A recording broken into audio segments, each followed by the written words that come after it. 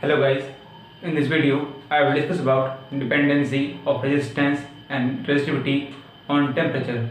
Also I will discuss about the series and parallel combination of resistances. So let's start. Suppose you have a resistor. And the resistance of this resistor at 0 degree Celsius is R0 or R0. It is the resistance of the resistor at 0 degree Celsius. Okay, 0 degree Celsius. Okay, the resistance varies linearly with the temperature. If you increase or decrease the temperature, the resistance varies linearly for most of the materials. Okay, so for such materials, the variation of resistance can be written as R equal to R naught times 1 plus alpha T. Okay, it is the resistance of the resistor at any temperature T, R subscript T. Okay, and alpha is called temperature resistance coefficient. The unit of alpha is per degree Celsius, because the temperature T is measured in degrees Celsius. Please note that it is the temperature in degrees Celsius. I should also mention that the resistivity of an emitter also varies in similar manner.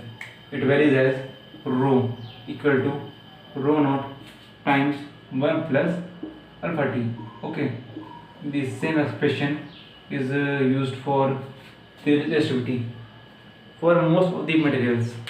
There are some materials that do not follow these equations, but for our daily life purpose we can approximate.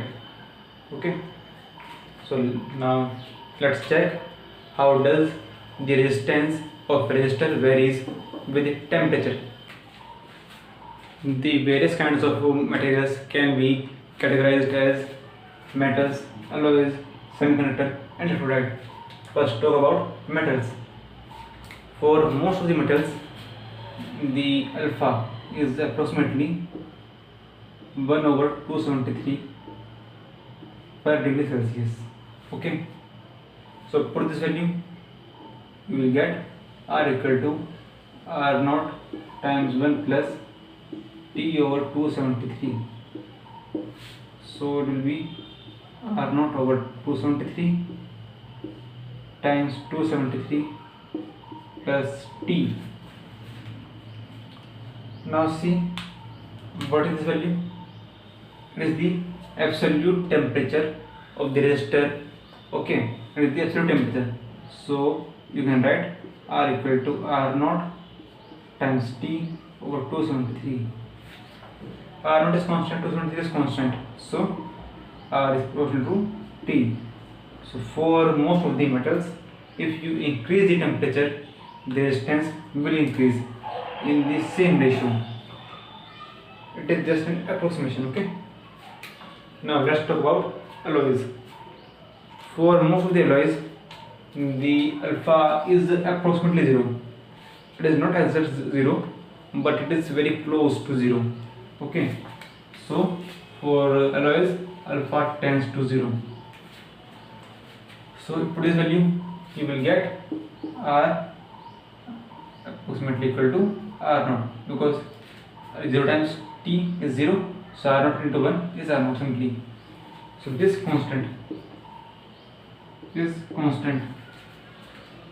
So if you increase the temperature, the resistance of alloys almost remains same. Okay, now let's talk about semiconductor. For semiconductors, you have a different chapter. There is a separate chapter about semiconductors. You will study about them in detail. I will discuss it in very brief manner. Semiconductors are insulated in pure state. If they are pure, then they are just simple insulators. having 4 covalent bonds. But if you add some impurities, trivalent impurity or pentavalent impurities, then they can conduct, okay, they can flow the current. There are some charge carriers called electrons and holes. So if you increase the temperature, the covalent bonds will break, so the electrons and the charge carriers will increase, so the flow of current will increase, hence the resistivity will decrease. So for semiconductors, alpha is negative, okay, because resistance decreases on increasing temperature, so alpha is negative, or you can write it as alpha less than 0, okay. Similarly, for electrolytes, if you increase the temperature, the ions in the electrolytes will acquire more velocity, they will get more kinetic energy, so the flow of ions will increase, also the viscosity decreases, so overall the temperature supports the flow of ions, hence if you increase the temperature, the conductivity will increase and the resistance and resistivity will decrease. So for electrolytes, alpha is negative, okay. Suppose you have a circuit like this, the potential difference V is applied across the circuit, and the current starts flowing, say I, it goes here and goes here, here, here, and comes back.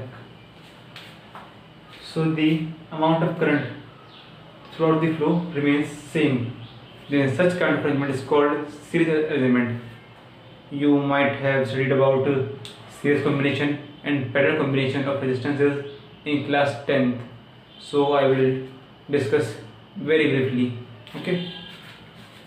Suppose the potential difference across this resistance is V1, here it is V2 and V3. Just apply the Ohm's law. What is the value of V1?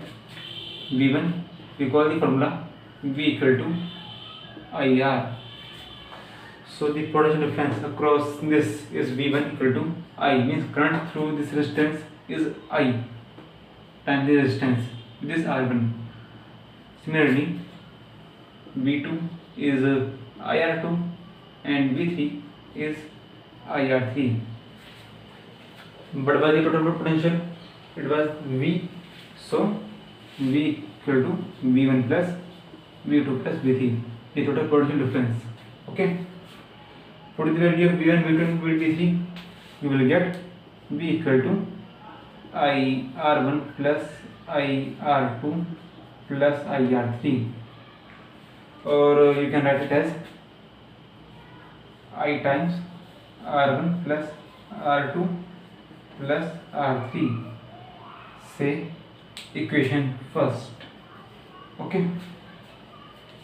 If I replace these resistors with a single resistance and I get the same current on applying the same potential difference, then the resistance of that resistor will be the effective resistance of the circuit. Suppose R is the effective resistance of the circuit, then apply the Ohm's law. The total potential difference V equal to main current I times the effective resistance R. So say this is my equation 2. Compare these two equations, you will get V is same, I is same. So this thing R is equal to R1 plus R2 plus R3. Hence from 1 and 2, R equal to R1 plus R2 plus R3, which means if you have a series combination of resistors, then the effective resistance is simply the sum of all the resistances, okay. Suppose you have a system like this, the current starts flowing from this terminal, goes here, here, but at this point disconnected. Okay, disconnected to this point. Okay, at this point the current have three directions, so it divides itself. Suppose the current in the first resistance is I1, this here it is I2, and here it is I3. The current divides and then goes and then again combines. Okay, it combines again. So the outgoing current is I, and it combines. However, the current has divided itself, but the potential difference through each of the resistor is same. Then such kind of arrangement is called parallel arrangement or parallel combination of resistances. So V is same. Okay, potential difference is same. Just use Ohm's law. V equal to IR, or you can write it as I equal to V over R. So what is the value of current in this branch? Here it is I1 equal to potential difference V over resistance R1. In second branch the current is I2 equal to V over R2, and in the third branch current is I3 equal to V over R3. The total current was I, so the total current I equal to I1 plus I2 plus I3. It is the total current or main current. Okay, total current. For the value of I1, I2 and I3, you will get I equal to V over R1 plus V over R2 plus V over R3. You can take V common, so it will be V times 1 over R2 plus 1 over R3. This is the I. Suppose the effective resistance of this circuit is capital R. Capital R is the effective resistance. Then the main current should be same if I replace the circuit with the effective resistance. So the main current, if R is the effective resistance of the circuit, then I equal to V over R. Okay, R is the effective resistance. So compare these two expressions. Let's compare. I is same, V is same. So 1 over R is same as this. So from 1 and 2, you will get 1 over R equal to 1 over R1 plus 1 over R2 plus 1 over R3. This is the effective resistance in parallel arrangement. So if we have parallel combination of resistances, then the sum of reciprocals of resistances will give the reciprocal of effective resistance. I hope that you will like this video. Please share to your friends, and thanks for watching.